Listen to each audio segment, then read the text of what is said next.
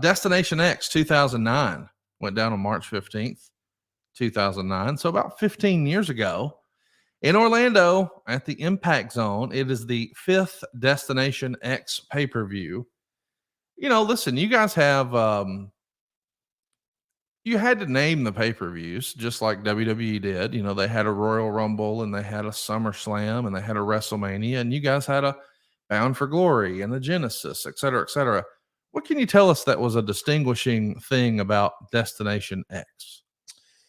Well, that's one of those memories that I have that we dive into this that is often I have the fond memories, the good memories, and then sometimes I don't call it nightmares because I'm grateful for all of it because what a learning experience. There are no obstacles, they're just opportunities in life. But Conrad, when we Slammiversary was the first, I kind of thought through this reading the research a couple of weeks ago.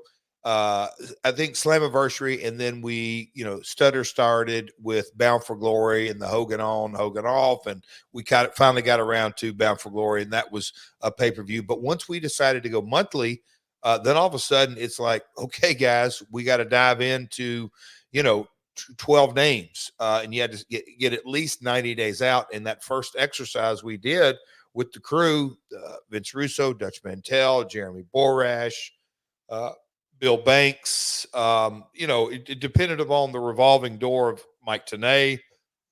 There was a pretty big group of us, if you will, and we would just kind of go through different names in iterations and time of year and style of wrestling and just what's a good hook or marketing name. And it evolved through the years. And look, Dixie was I don't have the exact recollection on how integrally involved she was, maybe in the first round of things, but as time went on, it became such a tax on the creative room because it felt like there for a time, and now the time we're talking about now is 2009. So at this point, we'd been doing monthly pay-per-views for a couple of years, and so I've never really thought the name of a pay-per-view, I don't think it really ever mattered won by or not. Now you could come up with a terrible name, and I think it may or may not, but it's all,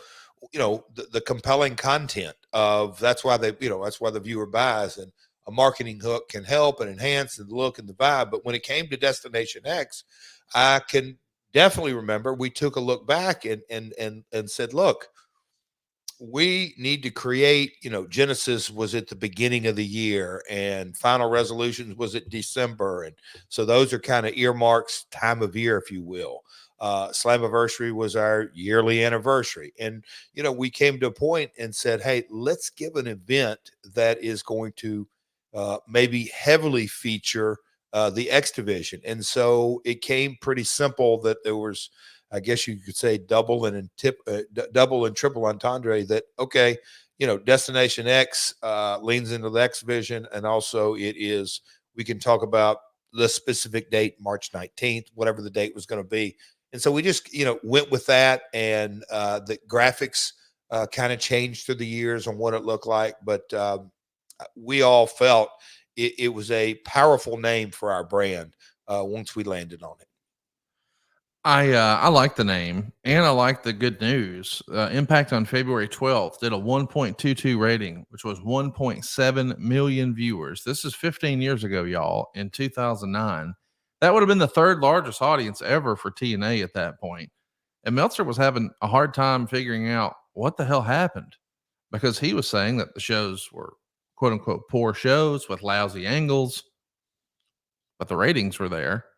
I mean, I guess that's sort of the attitude you have to have in business, right? Like, are you going to listen to the critics, or are you going to listen to the bottom line? Is that about right? Yeah. I mean, and that's, the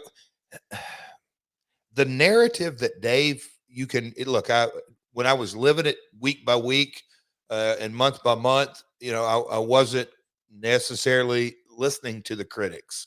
I was looking at any metrics, most importantly.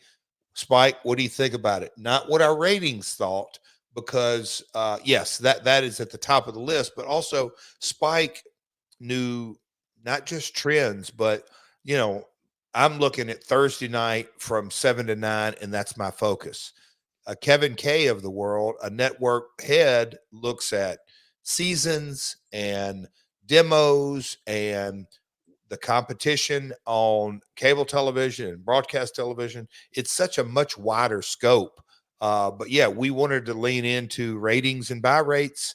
And specifically when it got into ratings, we would lean into that male 18 to 34, male 18 to 49.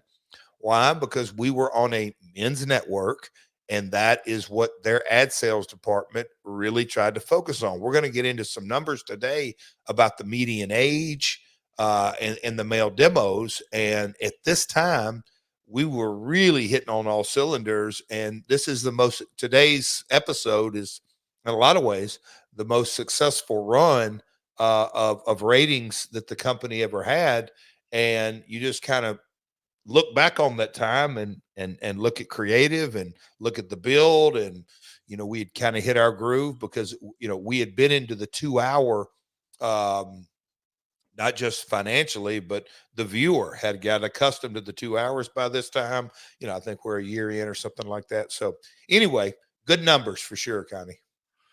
Well, I wanted to ask you about the demo because it is big with men. 1.17 in males 35 to 49. That's an all time record for you guys. 1.14 in males 50 plus, and 0.89 in males 18 to 34. It's also up. And Meltzer would say, I'm at a loss to the explanation because when you're talking 50 plus, you're talking traditional wrestling fans. And I wanted to ask you what you thought of that statement, because I've heard for years, and I know we try not to talk about the current stuff a ton, but I've heard for years that the median age of a WWE viewer was in their 50s.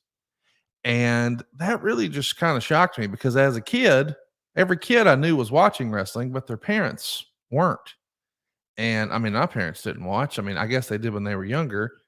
But if I like argued and protested and demanded that we watched it just to shut my ass up, they'd let me watch it. But it wasn't like appointment television for them. And I'm curious, did you believe wrestling has always been that traditional wrestling fans are men 50 plus? Because I wouldn't have guessed that. So Conrad, I don't know that we have enough time, but I'm going to do my very best to try to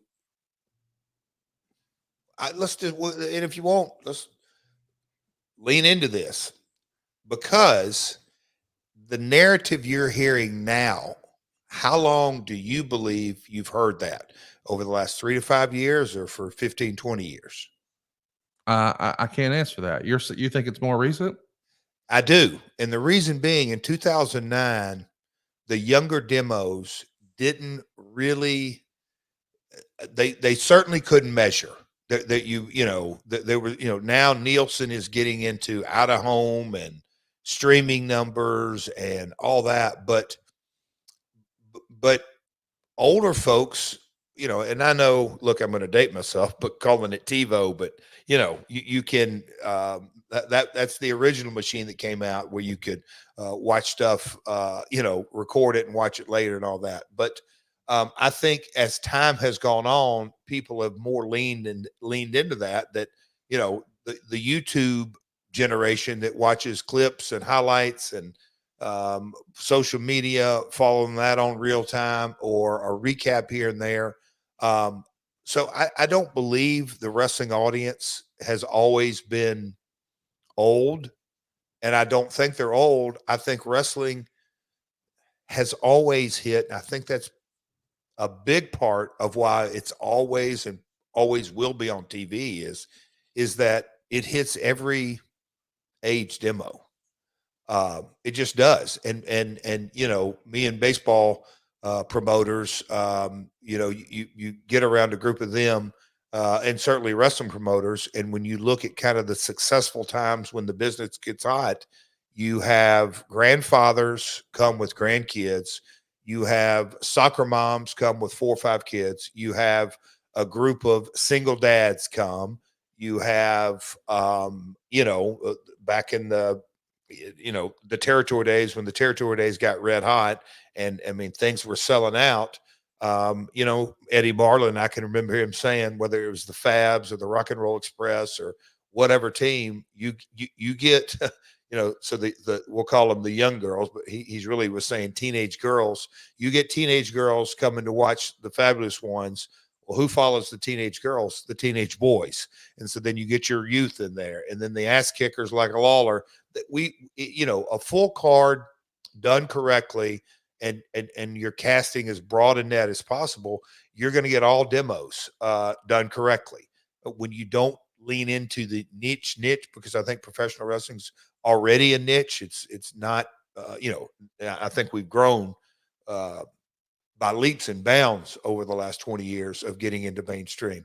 But covering all the demos, covering all the bases, it's a broad audience. So I don't believe our audience, Conrad, is 50 plus.